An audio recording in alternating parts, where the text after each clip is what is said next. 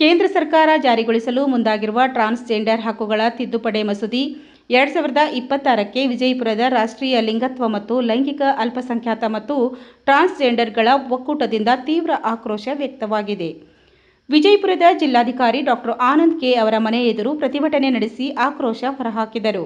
ಅಂಬೇಡ್ಕರ್ ವೃತ್ತದಲ್ಲಿ ಜಮಾವಣೆಗೊಂಡ 200ಕ್ಕೂ ಹೆಚ್ಚು ಲೈಂಗಿಕ ಅಲ್ಪಸಂಖ್ಯಾತರಿಂದ ಅರ್ಧ ಗಂಟೆಗೂ ಹೆಚ್ಚು ಕಾಲ ಜಿಲ್ಲಾಧಿಕಾರಿಯ ಮನೆ ಮುಂಭಾಗದಲ್ಲಿ ಕುಳಿತು ಪ್ರತಿಭಟನೆ ನಡೆಸಿ ಆಕ್ರೋಶ ಹೊರಹಾಕಿದರು.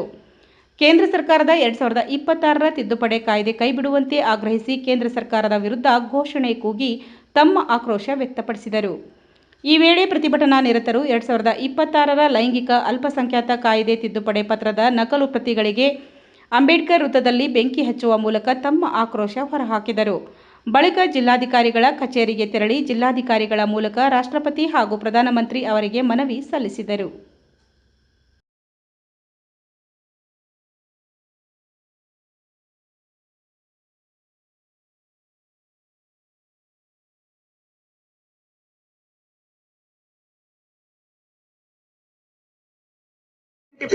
ಒಂದು ಡಿಕ್ಲರೇಷನ್ಗೆ ಅವಕಾಶ ಕೊಡುತ್ತೆ. ಆ ತೀರ್ಪಿನಲ್ಲಿ ಘನತೆಯ ಬದುಕು ಕಟ್ಕೋಬೇಕಾದ್ರೆ ನನ್ನನ್ನು ನಾನು ಏನಂತ ಗುರುತಿಸ್ಕೊತೀನಿ, ನಾನು ಗಂಡಸೋ ಇಲ್ಲ ನಾನು ಹೆಂಗಸೋ ಇಲ್ಲ ನಾನು ಟ್ರಾನ್ಸ್ಜೆಂಡರು, ಟ್ರಾನ್ಸ್ ಆಗಕ್ಕೆ ಇಷ್ಟಪಡ್ತಾ ಇದ್ದೀನ ಅಂತೇಳಿ ಆ ತೀರ್ಪಿನ ಆಧಾರವಾಗಿ ಕೇಂದ್ರ ಮತ್ತು ರಾಜ್ಯ ಸರ್ಕಾರ ಕಾನೂನುಗಳನ್ನು ತರ್ತಾರೆ.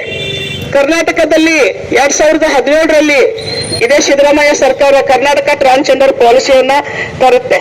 ಆದ್ರೆ 2020ರಲ್ಲಿ ಒಂದು ರೂಲ್ ತರುತ್ತೆ, ಕಾಯ್ದೆ ಮತ್ತು ಕಾನೂನುಗಳನ್ನು ತರುತ್ತೆ. ಆ ಕಾನೂನುಗಳಲ್ಲಿ ಸಾಮಾಜಿಕವಾಗಿ ಬದಲಾವಣೆಗಳು ಅಷ್ಟು ಮಟ್ಟಿಗೆ ಇಲ್ಲದೆ ಹೋದರೂ ಸಹ ನನಗೆ ಟ್ರಾನ್ಸ್ಜೆಂಡರ್ ಅಂತ ಐಡಿ ಕಾರ್ಡ್ ಸಿಗೋದು. ಫಾರ್ಮ್ 6 ಅಲ್ಲಿ ಹಾಕಿದ್ರೆ ನನಗೆ ಮೇಲು ಫಿಮೇಲ್ ಅಂತ ಐಡಿ ಕಾರ್ಡ್ ಸಿಗೋದು.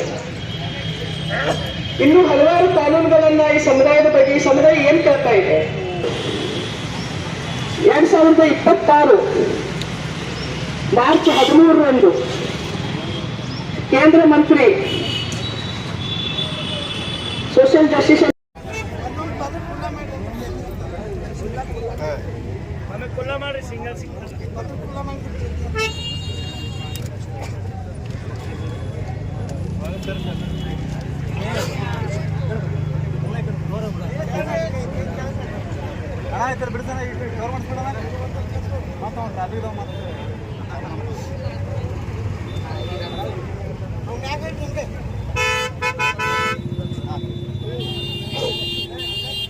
ಸರ್ ಎದ್ ನಿಂತ್ಬಿಡ್ರಿ ಸರ್, ಎದ್ ನಿಂತ್ಬಿಡ್ರಿ. Hi guys,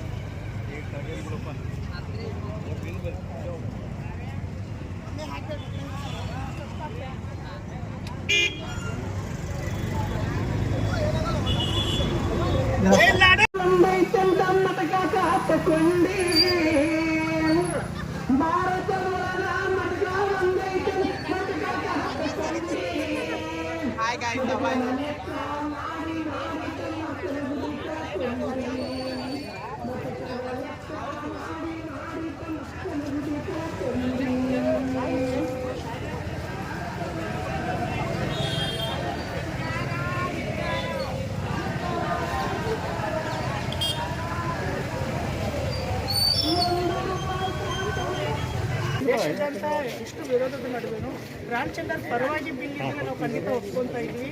ಅದರ ಎಲ್ಲ ಅಂಶಗಳು ಟ್ರಾನ್ಸ್ಜೆಂಡರ್ ವಿರೋಧಿ ಬಿಲ್. ನಾವು ಸಮಾಜಕ್ಕೆ ಕೇಳ್ತಾ ಇದ್ವಿ, ಬದಲಾವಣೆಗೆ ಅವಕಾಶ ಮಾಡಬೇಕು. ಸರ್ಕಾರಗಳು ಇದೇ ಸರ್ಕಾರ 19ರಲ್ಲಿ ಆಕ್ಟ್ ಮತ್ತು ರೂಲ್ ತಂದಿದೆ. ಆ ರೂಲ್ ಅನ್ನೋದು ವೈಲೇಟ್ ಮಾಡ್ತಾ ಹೋಗುತ್ತೆ. ಇವ್ರು ಸಂಪೂರ್ಣ ಬದುಕುವ ಹಕ್ಕನ್ನು ಕಿತ್ಕೊತಾ ಇದೆ.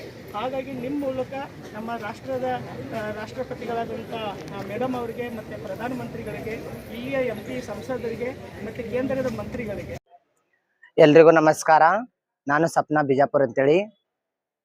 ನಾನು ಹೇಳೋದು ಏನಂದ್ರೆ, ಇದೇನಿದೆಯಲ್ಲ ಟ್ರಾನ್ಸ್ಜೆಂಡರ್ ಬಿಲ್ ಬಂದಿದೆ, ಬಿಲ್ ಪಾಸ್ ಆಗಿದೆಯಲ್ಲ, ನೀವು ನಮ್ಮ ಜನರನ್ನು ಕೇಳ್ತೀರಾ?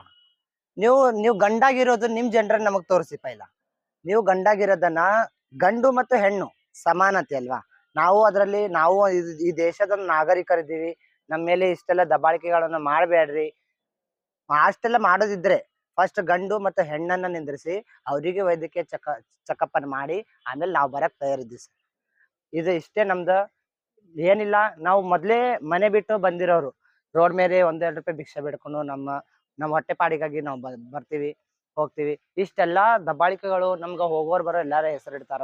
ಅದೆಲ್ಲಾನು ನಾವು ಸಹಿಸ್ಕೊಂಡು ಮತ್ತನು ಇದು ಸಂವಿಧಾನ, ಇದೊಂದು ಕಾನೂನು. ಇದು ಕಾನೂನು ಬಗ್ಗೆನೂ ನಾವು ಎಲ್ಲಾನು ಸಹಿಸ್ಕೋಬೇಕಾದ್ರೆ ನಮ್ ಕೈಲಿ ಆಗೋದಿಲ್ಲ. ಎಷ್ಟಂತೇಳಿ ನಾವು ಸಹಿಸ್ಕೋಬೇಕು? ನಾವು ಒಂದ್ ಮನುಷ್ಯರಲ್ವಾ? ಎಷ್ಟಂತೇಳಿ ನಮ್ಮಲ್ಲ ಅಷ್ಟೆಲ್ಲ ತಾಕತ್ತಿಲ್ಲ, ಅಷ್ಟೆಲ್ಲ ನಮ್ಮ ಹತ್ರ ಸಹಿಸ್ಕೊಳ್ಳೋ ತಾಕತ್ತಿಲ್ಲ. ಪ್ಲೀಸ್ ಸಾಕು, ಇದು ರಿಕ್ವೆಸ್ಟ್ ಮಾಡ್ರಿ. ಇದನ್ನ ಇಲ್ಲೇ ನಿಂದ್ರಿಸಿ, ಇದನ್ನ ಇಲ್ಲೇ ಮುಕ್ತಾಯಗೊಳಿಸಿ. ಇದಿಷ್ಟೇ ನನ್ನ ಮಾತುಗಳು. ನಮಸ್ಕಾರ.